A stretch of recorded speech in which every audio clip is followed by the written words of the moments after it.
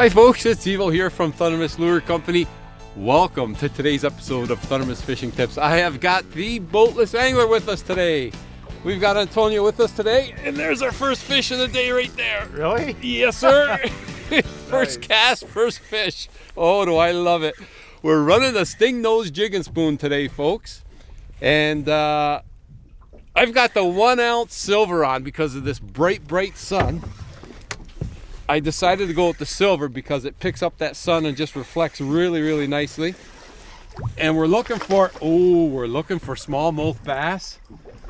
And that is a nice smallmouth right there.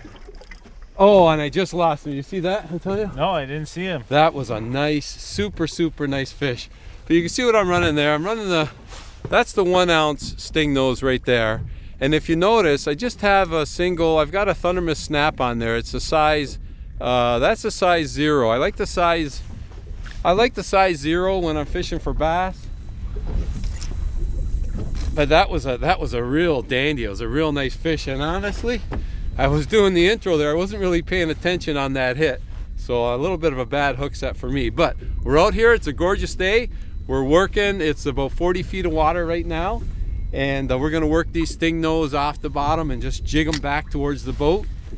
And if the winds pick up, we'll just do a vertical, but straight up and down. But for right now, we're going to cast it out there, work these Stingnose back, and see if we can hook into some more bass. But that was a great start. That was a nice fish. I'm going to say he was probably about 4 pounds. Wow. But that was a solid fish. You never saw the jump? No, I didn't. A solid fish, but that means there's some good fish around. Stay tuned, folks. We're hoping to get into some nice smallies. Okay, there's another one. I got to tell you, folks, you got to love Lake Erie. It's been about 15-20 minutes. And the last time the camera was on, we were drifting this way. Now we're drifting that way. Literally 15-20 minutes. The winds just shifted, turned right around, right from the north, coming now to the south, and the clouds just rolled right in. And that's Lake Erie. And they actually called for it. It's supposed to pick up as the day goes on. But right now, it's just having fun catching bass. And you got the net. It's not as big. That first one was a beauty.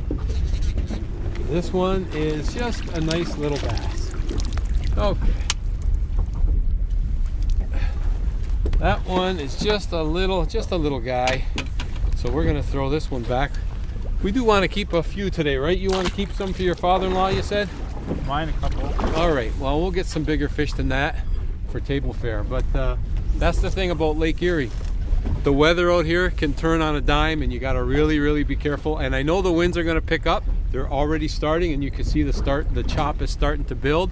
So we've got maybe an hour or 2 hours maybe out here before the winds really pick up. But when we're fishing, I want to let you know as well, when I come out here, I don't necessarily look to mark fish as I do structure. So I'm looking at changing depths, and if you can find like a rock and sand transition, even better. But rocky areas hold a lot of bass, that's for sure. But changing depths. So right now I'm working an area from 36 to 42 feet of water.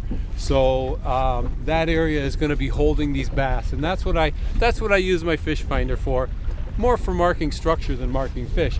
Mind you, of course, you do mark fish too, but if you can find the structure, chances are you'll find the fish, especially if you've got bait fish mixed in. Okay, so now I think this wind is going to settle in, come from the south, and give us an opportunity to do a bit of a different drift.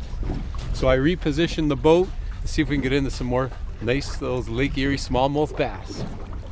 Okay, so I just put the anchor down because you know how we mentioned about the bait fish? Antonio says, look at the graph. I saw a bunch of bait fish, and look what's below.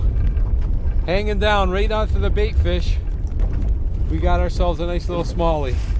Actually, that's a decent fish. That's a little bit bigger than the other one. Not much, but a little bit. But that's the thing.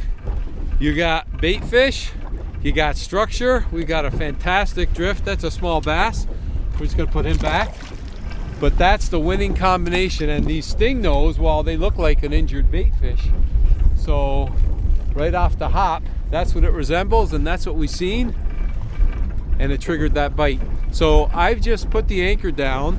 So we're gonna work this area a little bit and see if we can get into some more fish. But typically when there's small fish like that, they typically hang out with other small fish. But you know what? I don't mind catching small fish. We'll see if we get a few more. So right now we're anchored, and Antonio's working the front of the boat, and I'll work the back of the boat here and see if we can jig in some more bass that are hanging around these bait fish. Need the net? I don't know. It's kind of small. They're all small. They seem to be small, but the key is, you see, we have the structure, we have the bait, and it's holding fish. And that's the key, right? I'm using the bunker. Oh, you got the Stingnose bunker on. Oh yeah. Oh, a small one. Okay. Okay. Nice. Silver. Okay, so we're gonna stay anchored here for another couple minutes. Maybe we'll get a few more of those fish. See if we can buck a few more out. Nice. So the anchoring is paid off.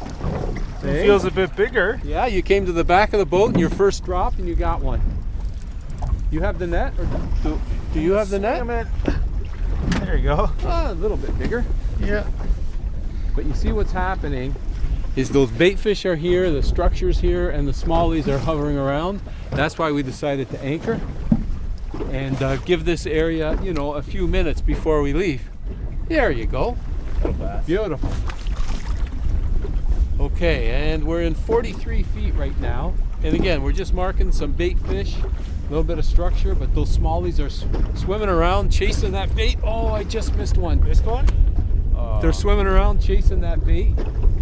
See if I can get them to bite again. But yeah, that's what they're doing. They're kind of swimming around in this area and chasing the bait. And that's why...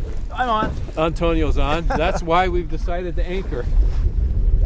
Good. That was quick. Nice. That was quick. Same size, roughly? Yeah, I think so. Well, that's the thing. They all hang around the same size, right? Yeah. You see them? Yeah. They're all about the same size, except for that first one I had on. That was a dandy, but we were in a different zone, right? Chunky. Yeah, they're solid, aren't they? And they're feeding up, and that's nice. Where'd you get them? Straight down? Straight down. I dropped it down and nailed it. Okay. Well, you got the bunker on, you said, right? Oh, there's one. There we go. I redeemed myself now. Oh, I thought, no, I spoke too soon. I just lost another one. Okay, I got to get on my game here. But these fish are a little excited because there's bait fish around, and then the Stingnose imitates the bait fish. They see that imitation and they just attack. So it looks like we're exciting these fish down here. Let's see if we can hook into another one. Oh, this is exciting though, isn't it? Yeah, they're nice. Nice to catch. We got a double. Double header? We got a double. Assuming I can land mine and not miss them this time. We got a double. Talk about this anchor. Oh, Barrel. talk about this anchoring technique working. It's really working. And that's a little bit bigger. Mine too. A little chunkier. Yeah, a little chunkier. I think I'm gonna keep mine. Go ahead, keep. You said you wanted to keep some, so I'm gonna put mine back. I put it back. Back, and he goes. Now the problem with, not the problem, but when you release the bass like that, what happens is when there's a few around, they kind of alert the other ones. They give off some sort of signal. So this bite might slow down and die off, but if it does, we'll just lift up the anchor and keep anchoring again. But all I did there, and all we're doing is just working the back of the boat or straight down, just casting it out a bit and bouncing it back a bit. And I also mentioned that before when we first started, we had that nice sun out, and bass they love the sun. They're not like walleye. Walleye like the cloud, but the bass, they actually prefer the sun. But one thing the bass and the walleye have in common, they both love the chop. We got a great chop going today. And it's really activating these fish, and they're on the bite big time. There we go. They're on the bite big time. Oh, man. Talk about fun. I'm telling you. Bigger? About the same size. Yeah. They're all about the same size. I got them just under the mouth there. They said, come on out of there. Now, if you don't want to use treble hooks, you could easily substitute a single sidewash hook for a treble hook. Very, very easily. Okay, Mr. Smalley. We'll see you later. But yeah, one thing that both the walleye and the bass love, they love the chop. When you got this nice little chop and you got some structure and some bait fish, can't ask for much more. Did you land that fish? Yeah. You landed him, okay. Kept him. Oh, did you? Okay, good. All right, let's see if we get a few more fish here before we have to lift up anchor. Right on the drop. Right on the drop. He just nailed it. He nailed it. Oh man, what an aggressive hit. Oh, it's a better fish. It's a better fish. He's a netter fish. It's a netter. It's a netter. Oh yeah, it's a little bit of a better fish. And he just nailed it. I'm telling you. Oh, that's a good fish. Antonio, anytime with that net. That's a good fish. Check that out. Oh yeah.